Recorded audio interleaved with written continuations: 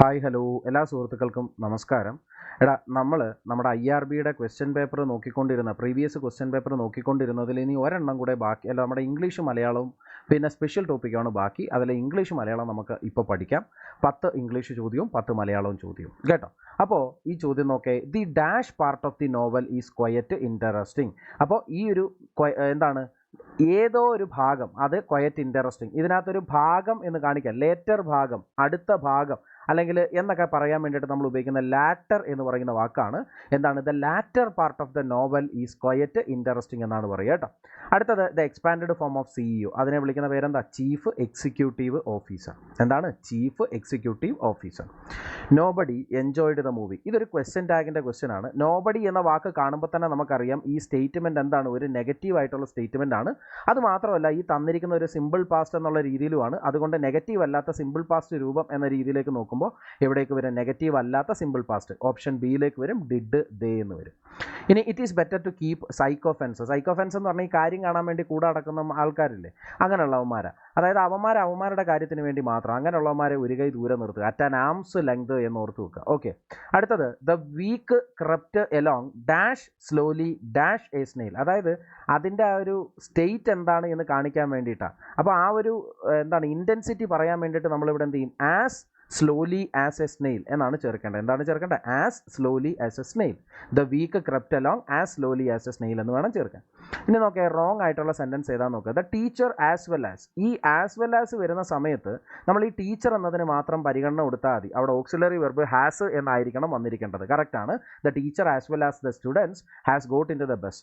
കറക്റ്റാണ്. Plenty of milk. Milk എന്ന് പറയുന്നത് അൺകൗണ്ടബിൾ ആയിട്ടുള്ളൊരു സാധനമാണ്. ഒരുപാട് സാധനമുണ്ട്, അളന്നെടുക്കാൻ പറ്റുന്നില്ല, അല്ലെങ്കിൽ അളക്കാൻ പറ്റും എന്നാൽ പോലും ഒരെണ്ണം രണ്ടെണ്ണം എന്നൊന്നും പറഞ്ഞുകൊണ്ട് നമുക്ക് കണക്ക് പറയാൻ പറ്റുന്നൊരു സാധനം അല്ലാത്തത് കൊണ്ട് തന്നെ എന്താണ് ഈ പ്ലെൻറ്റി ഓഫ് മിൽക്ക് എന്ന് പറയുന്നതിനെ ഒരു സിംഗുലർ ആയിട്ടുള്ള രീതിയിൽ ഈസ് എന്ന് ചേർത്തുകൊണ്ടാണ് വിളിക്കേണ്ടത്. അതും കറക്റ്റാണ്. Time and tide waits for no men. അതും കറക്റ്റാണ്. ഇത് എന്താണ്? ഒരു ആൻഡ് ചേർത്തിരിക്കുന്നത് കൊണ്ട് ഇവിടെ വെയിറ്റ് എന്നല്ല വെയിറ്റ്സ് എന്ന് തന്നെയാണ് വന്നിരിക്കുന്നത്. കറക്റ്റാണ്. അതായത് ഇതൊരു അസർട്ടീവ് സെൻറ്റൻസ് ആണ്. ഇനി അത് കഴിഞ്ഞ് വരുന്നത്, അപ്പോൾ സ്വാഭാവികമായിട്ടും നമുക്കറിയാം the manager with all his staff R attending the function. ഇതാണ് ശരി. എന്താണ് ചോദ്യത്തിൻ്റെ ഉത്തരം? റോങ് ആയിട്ട് വരുന്നത് ഇവനാണെന്നറിയാം. ഇനി എൻ്റെ ചോദ്യം, ഇതിനകത്ത് ഈ ആർ അറ്റൻഡിങ് എന്ന് പറയുന്ന അറ്റൻഡിങ് ദ ഫംഗ്ഷൻ, ഇതിൽ എന്താണ് തെറ്റ്? ഓക്കെ, അത് നിങ്ങളൊന്ന് കമൻറ്റ് ചെയ്ത് താഴെ ഇടാവോ. ഇതിലെന്താണ് തെറ്റ്? ആർ അറ്റൻഡിങ് ദ ഫംഗ്ഷൻ ആണോ അതോ വേറെന്തെങ്കിലും ആണോ വരുന്നതെന്നുള്ളത് നിങ്ങളൊന്ന് കമൻറ്റ് ചെയ്യുക കേട്ടോ. അടുത്തത് എല്ലാവരും കമൻറ്റ് ഒന്ന് നോക്കിയിട്ടേ പോവാവേ.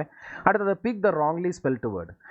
എൻ്റർപ്രണർ എന്നാണ് പറഞ്ഞിരിക്കുന്നത്. എൻ്ററിൻ്റെ സ്പെല്ലിംഗ് എന്താ? ENTRE. പ്രേ PRE. NEUR NEUR. കറക്റ്റാണ്. എൻ്റർപ്രണറിൻ്റെ സ്പെല്ലിംഗ് ആണ്. ഹൈജീൻ HYG എന്താണ്? IENE. ഹൈജീൻ്റെ സ്പെല്ലിംഗ് എന്താ? HYGIENE. ഓക്കെ അല്ലേ? അസസിൻ്റെ സ്പെല്ലിംഗ് എന്താ? ASSESS. ASSESS. കറക്റ്റാണ്. അതായത് ഡെലിഗേറ്റ് എന്ന് പറയുന്നതാണ് എന്തെന്ന് പറയുന്നത് തെറ്റ്. അതായത് റെപ്രസെൻറ്റേറ്റീവ് അങ്ങനത്തെ ഒക്കെ ഒരു മീനിങ് വരും അതിന് കേട്ടോ. അപ്പോൾ ഡെലിഗേറ്റ് DELEGATE എന്നാണ് വരിക. If a person cannot be defeated, അതായത് ഒരാളെ തോൽപ്പിക്കാൻ പറ്റുന്നില്ല എങ്കിൽ അയാളെ വിളിക്കേണ്ട പേരെന്താണ്? He is called an dash person, an invincible person എന്നാണ് പറയുക കേട്ടോ. അടുത്തത് ലേസി എന്ന് പറയുന്നതിൻ്റെ എന്താണ് സിനോണിം? പര്യായമാണ് ചോദിക്കുന്നത്. ഇൻസെസൻറ്റ്. എന്താണ്? ഇൻസെസൻറ്റ്. INCESSANT. ഇൻസെസൻറ്റ്. അത് നോക്കി വെച്ചോ. ഈ വാക്ക് വേണമെങ്കിൽ പരീക്ഷയ്ക്ക് വേണമെങ്കിൽ എന്ത് ചെയ്യാൻ ചോദിക്കാം. അതായത് സ്പെല്ലിംഗ് മിസ്റ്റേക്കുകൾ കറക്റ്റ് ചെയ്യാൻ വേണ്ടിയിട്ട് ചോദിക്കാം. ഇൻസെസൻറ്റിൻ്റെ സ്പെല്ലിംഗ് INCESSANT.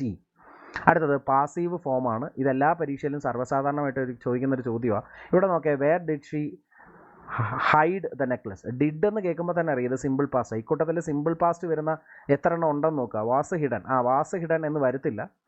ഇവിടെ did the necklace been hidden. ഇത് ഡിഡ് ദ നെക്ലസ് എന്ന് വന്നിട്ടുണ്ട്, പക്ഷേ ബീൻ ഹിഡൻ അത് വരത്തില്ല. അതുകൊണ്ട് തന്നെ നമുക്ക് ഉറപ്പിക്കാൻ പറ്റും ഇതിനകത്ത് ശരിയായ ഉത്തരം എന്ന് പറയുന്നത് ഏതായിരുന്നു ആയിരിക്കും? Where the necklace was hidden അല്ലെങ്കിൽ where was the necklace hidden. അതാണ് ഓപ്ഷൻ സി എന്ന് പറയുന്നത്. ഇതാണ് കറക്റ്റ്. ഇനി നമുക്ക് മലയാളത്തിനകത്തേക്ക് പോകാം. ഒറ്റപ്പദം. ഇതൊക്കെ ഒരുപാട് വട്ടം ചോദിച്ചിട്ടുള്ള ചോദ്യമാണ്. അറിയാൻ ആഗ്രഹമുള്ളവനെ വിളിക്കുന്ന പേരെന്താണ്? ജിജ്ഞാസു. അടുത്ത തുളസീദാസ രാമായണം മലയാളത്തിലേക്ക് പരിഭാഷപ്പെടുത്തിയ വ്യക്തിയുടെ പേരാണ് വെണ്ണിക്കുളം ഗോപാലക്കുറുപ്പ്. തുളസീദാസ രാമായണം മലയാളത്തിലേക്ക് വെണ്ണിക്കുളം ഗോപാലക്കുറുപ്പ്. ഒരു സ്ഥാനത്തെത്തുക എന്ന മലയാള ശൈലി താഴെ പറയുന്നവയിൽ ആരിലാണ് വരിക എന്ന് ചോദിച്ചാൽ കടവടുപ്പിക്കുക. ഒരു സ്ഥാനത്തെത്തുക, അതാണ് കടവടുപ്പിക്കുക എന്ന് പറയും. അടുത്തത് പ്രാചി എന്ന് പറഞ്ഞാൽ കിഴക്ക് ദിശ എന്നാണ്. പ്രതീചി എന്ന് പറഞ്ഞു കഴിഞ്ഞാൽ പടിഞ്ഞാറൻ ദിശയാണ്. ഇത്രയേ ഉള്ളൂ. അതിൻ്റെ വിപരീത പദം കണ്ടെത്താനാണ് പറഞ്ഞിരിക്കുന്ന പ്രാചി. അപ്പോൾ എന്ത് വരും? പ്രതീചി എന്ന് വരും. ഇനി നിങ്ങൾ പഠിക്കണം, ശാരിക എന്ന വാക്കിൻ്റെ പര്യായം അല്ലാത്തത് ഈ പറയുന്നത് ഏതെന്നാണ് ചോദിക്കുന്നത്. പര്യായം അല്ലാത്തതാണ് ചോദിക്കുന്നത്. കീരം എന്ന് പറഞ്ഞാൽ ശാരിക എന്ന വാക്കിൻ്റെ എന്താണ്? ഒരു പര്യായമാണ്. ശുകം എന്ന് പറഞ്ഞു കഴിഞ്ഞാൽ ശാരിക എന്ന വാക്കിൻ്റെ ഒരു പര്യായമാണ്. കിളി എന്ന് പറഞ്ഞാലും എന്താണ്? ഒരു പര്യായമാണ്. പക്ഷേ ഈ കൂട്ടത്തിൽ തെറ്റായത് ഏത് എന്ന് ചോദിച്ചു കഴിഞ്ഞാൽ ആരുടെ പേര് ഓർത്തോണം? ഇത് ചകോരമാണ് ഇതിൻ്റെ ഉത്തരം. നമുക്കിതിൻ്റെ ഉത്തരമല്ല വേണ്ടത്, ഈ ചോദ്യത്തിനകത്ത് അടങ്ങിയിട്ടുള്ളതായ ശാരിക എന്ന വാക്കിൻ്റെ പര്യായങ്ങളാണ് വേണ്ട. കീരം, ശുകം, കിളി. ഓക്കെ ആണോ? അടുത്തത് ഒരുപാട് പേര് തെറ്റിച്ചൊരു ചോദ്യമാണ്. വീട് പണി, വീട് പ്ലസ് പണി എന്ന രീതിയിൽ കിടക്കുന്നൊരു സാധനം, അതിനെ ചേർത്തെഴുതിയാൽ വീട്ടുപണി എന്ന് വരും. കേമൻ എന്നതിനെ പിരിച്ചെഴുതിയാൽ കേമം അധികം അൻ എന്ന് വരും. കേമം അധികം അൻ എന്ന് വരും. ഇനി കർത്തൃ എന്ന് പറയുന്നത് സ്ത്രീലിംഗമാണ്. ചോദ്യം ചോദിക്കുന്നത് കർത്തൃ എന്ന വാക്കിൻ്റെ പുല്ലിംഗം എഴുതാനാണ്. അത് കർത്താവ് എന്നാണ്, കർത്താവ്. അടുത്തത് തമ്പി എന്നത് പുല്ലിംഗമാണ്. അതിൻ്റെ സ്ത്രീലിംഗം എന്ത് എന്ന് ചോദിച്ചിരിക്കുന്നു. അതാണ് തങ്ക. തമ്പി, തങ്ക.